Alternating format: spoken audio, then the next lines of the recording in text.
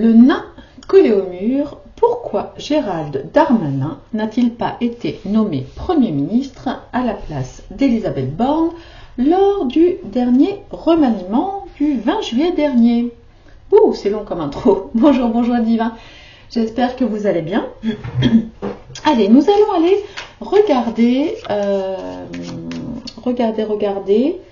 les raisons cachées pour lesquelles Gérald Darmanin, qui s'attendait tant à devenir le Premier ministre, reste ministre de l'Intérieur. Donc Darmanin à Beauvau, Borne à...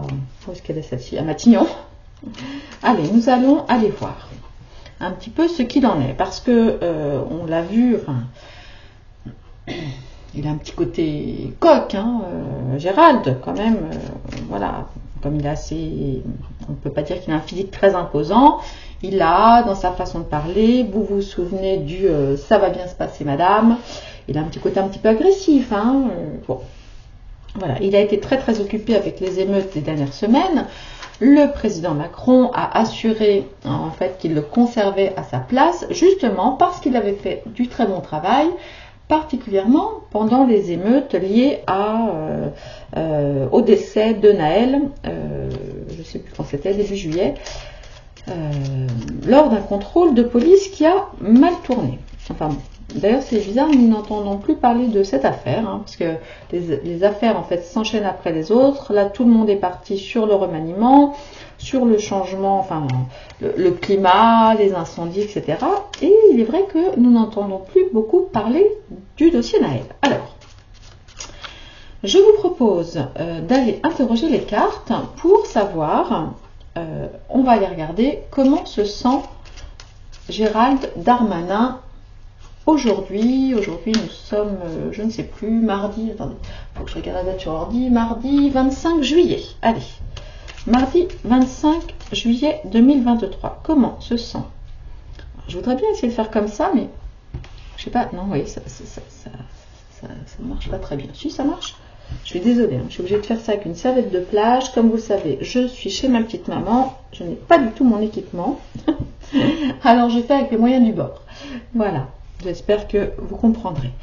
Allez, on y va. Comment se sent Gérald Darmanin aujourd'hui, mardi 25 juillet 2023? Alors, il se sent un petit peu chahuté. Alors, attendez, je vous montre la carte. C'est la carte, voilà, la carte de l'inconstance. Une carte lunaire. On dirait qu'il a pris un peu comme un coup, vous voyez, comme une soufflante, comme un coup de... pas de tonnerre, un petit peu une tempête en fait. Visiblement, il ne s'attendait pas à ça et probablement il ne s'attendait pas non plus à l'inconstance entre guillemets, ou plutôt à la constance du président, puisqu'il l'a gardé à son poste. Donc aujourd'hui, il se sent voilà, pas trop stable, il n'est pas trop sur ses deux pieds. Allez, nous allons voir les sentiments peut-être de Gérald Darmanin à l'égard d'Emmanuel Macron. Voilà, nous avons donc une carte martienne, nous avons la carte des pourparlers. Voilà, il y a 3 personnes plus un autre oiseau qui a l'air de piquer du nez là pour venir se mêler à la conversation. C'est une carte donc comme je vous dis martienne. On peut effectivement supposer qu'il est très fâché après Emmanuel Macron. Alors très fâché pourquoi? Parce qu'ils avaient eu des discussions avant et qu'Emmanuel Macron n'a pas tenu sa promesse, ou bien peut-être que Darmanin est encore en train de lui dire voilà, honnêtement, Monsieur le Président, je ne comprends pas, tout laissait croire que j'allais être nommée à la place d'Elisabeth Borne et en fait je me suis fait un petit peu avoir. Alors, quels sont les sentiments aujourd'hui d'Emmanuel Macron par rapport à Gérald Darmanin? L'héritage. Il considère visiblement que Darmanin fait partie de ses héritiers politiques. C'est vrai qu'il a ce côté peut-être un petit peu plus insolent, relativement hargneux d'Emmanuel Macron. Ce que n'a pas, alors c'est un autre genre encore, Elisabeth Borne. Et peut-être que l'idée, c'est de dire à Darmanin, écoute, tu es là, à ta place, tu as une antériorité sur les dossiers de la sécurité, tu peux aussi également en profiter en agissant, on va dire, un petit peu plus à droite que la normale, pour essayer de rallier au sein, eh bien, on va dire, une sorte de majorité, peut-être les LR, et peut-être même avoir, alors si ce n'est de soutien, mais au moins une certaine forme de respect, par exemple, des gens que l'on appelle de l'extrême droite. Vous le savez, je déteste cette expression extrême droite, extrême gauche, je trouve que ça n'a plus lieu d'être aujourd'hui en 2023, mais bon, de cette façon, vous comprenez. Donc, voilà. Mon coco, tu restes à ta place, tu as de l'ancienneté, tu restes là. Est-ce que il est possible, au cours d'un prochain remaniement, hein, parce qu'on n'est pas à un changement près avec la Macronie, est-ce que, potentiellement, Darmanin pourrait devenir le prochain Premier ministre pendant ce mandat d'Emmanuel Macron? Eh bien non. Eh bien non, nous avons ici la carte de l'infortune, une carte saturnienne. Donc là, on avait effectivement une carte jupitérienne, donc c'est bien Jupiter qui décide, on parlait de lui à ce moment-là. Eh bien non.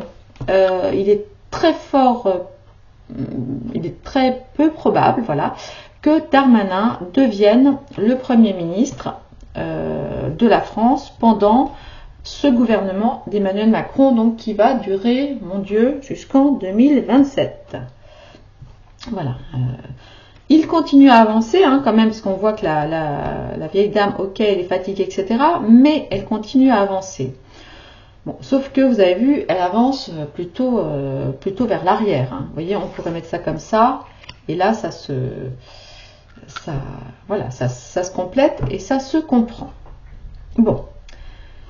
Est-ce que Darmanin, parce qu'il y a deux possibilités, d'accord, pour lui, ou qu'il devienne le Premier ministre de Macron, et ou qu'il se présente aux élections présidentielles de 2027. Sauf que, attention, il semble quand même, et ça je vous en ai déjà parlé il y a quelque temps, que la personne qui serait la plus à même de remplacer, enfin de se présenter comme candidat en successeur de Macron, c'est Édouard Philippe.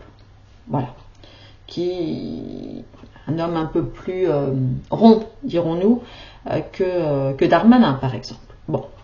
Alors, allons voir, est-ce que Darmanin, donc pour l'instant, je pense qu'il va rester ministre de l'Intérieur. Bon, on va voir. Restera-t-il ministre de l'Intérieur jusqu'à la fin du mandat? Alors, oui et non.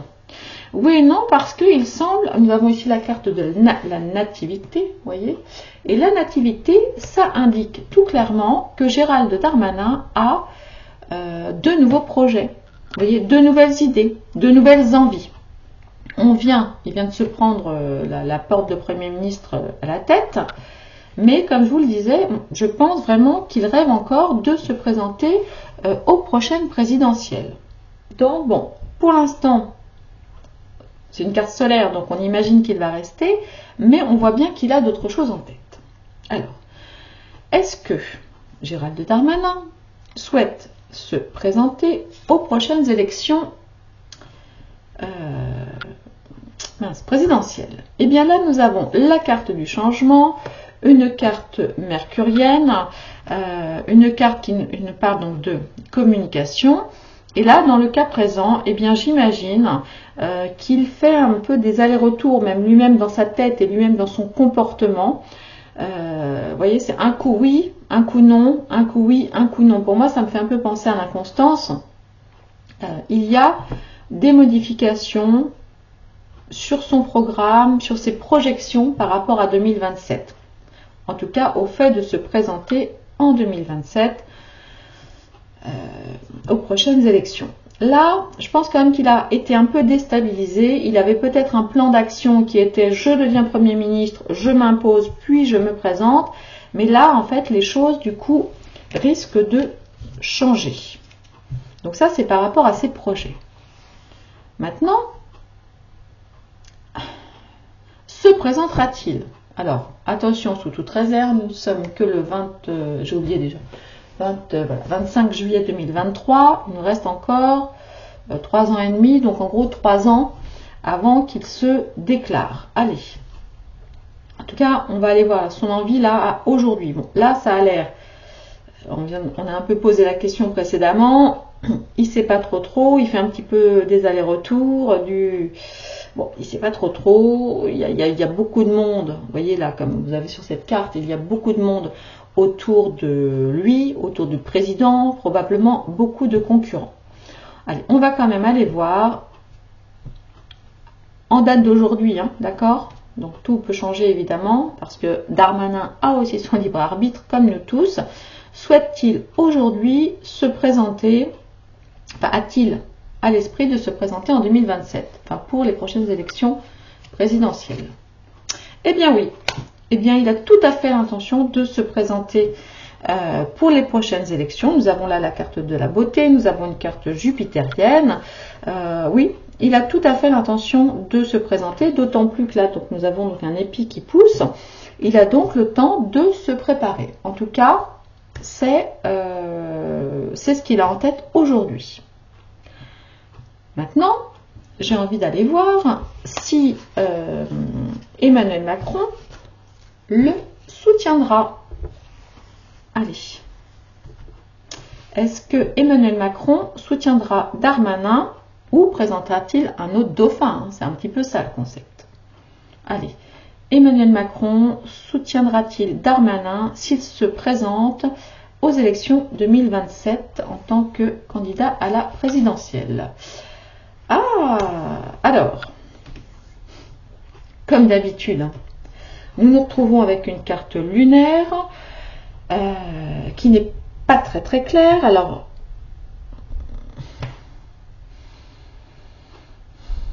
je vais rajouter une carte dessus parce que les pénates, ça parle de protection, ça parle de famille, mais en même temps, c'est quand même une carte lunaire. Donc, ça n'est pas tout à fait sûr, même si Darmanin et Macron font partie, en tout cas aujourd'hui, hein, en 2023, de la même famille politique. Peut-être que d'ici 2027, ils ne feront plus partie de la même famille politique. Peut-être que Darmanin va créer un autre parti, peut-être qu'il va bouger, reculer, partir chez les LR, partir je ne sais pas où, se mettre en... Bon, sans étiquette, je ne vois pas comment c'est possible pour une présidentielle, mais bon. Je vais en tirer une de plus. Alors, parce que là, ce que ça dit, c'est la réponse est oui, mais si Darmanin, en gros, reste dans son camp, hein, reste dans la lignée de Macron, etc. Alors, je vais reposer la question. Si Darmanin... Non, je vais poser la question. Darmanin changera-t-il d'étiquette politique pour se présenter aux élections 2027? Des ennemis. Alors, il a des ennemis. Alors, cela peut dire ou que Darmanin a des ennemis aujourd'hui, ou effectivement qu'il va se positionner en ennemi par rapport au candidat présenté soutenu par Emmanuel Macron. Nous pensons évidemment à Édouard Philippe et nous allons aller voir de plus près maintenant. Attendez, est-ce que je fais une deuxième vidéo ou pas? 14 minutes. Je fais une deuxième vidéo? Allez, oui, je vais faire une deuxième vidéo. On va faire la suite. On va aller voir ce qui se passe du côté d'Édouard Philippe. Et puis voilà. Ça vous va les divins? Voilà, n'oubliez pas, parce qu'en ce moment, en plus avec les vacances, vous êtes peu nombreux à regarder les vidéos, donc moins nombreux que d'habitude.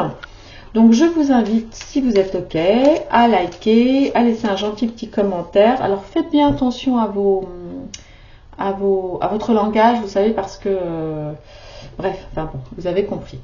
Merci par avance. N'oubliez pas de vérifier que vous êtes toujours bien abonné avec l'option toutes les notifications. Il ne suffit pas d'appuyer sur la cloche, il faut cliquer sur le deuxième petit bouton qui dit toutes les notifications. Voilà, de façon à être informé de toutes les vidéos.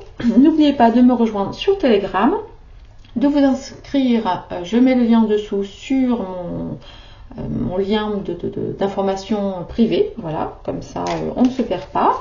Je ne vous polluerai pas, hein. Je vous dis, je crois que je dois envoyer un petit mail tous les 2 mois, donc franchement, c'est ok. Normalement, c'est pas trop. Et puis voilà, bah, écoutez, je vous retrouve dans quelques minutes, hein, ou peut-être je la posterai demain, avec la vidéo sur Édouard Philippe. Je vous embrasse très fort, vraiment désolée de cette déco, qui n'est pas très déco. Allez, des bisous les divins, à très bientôt, au revoir.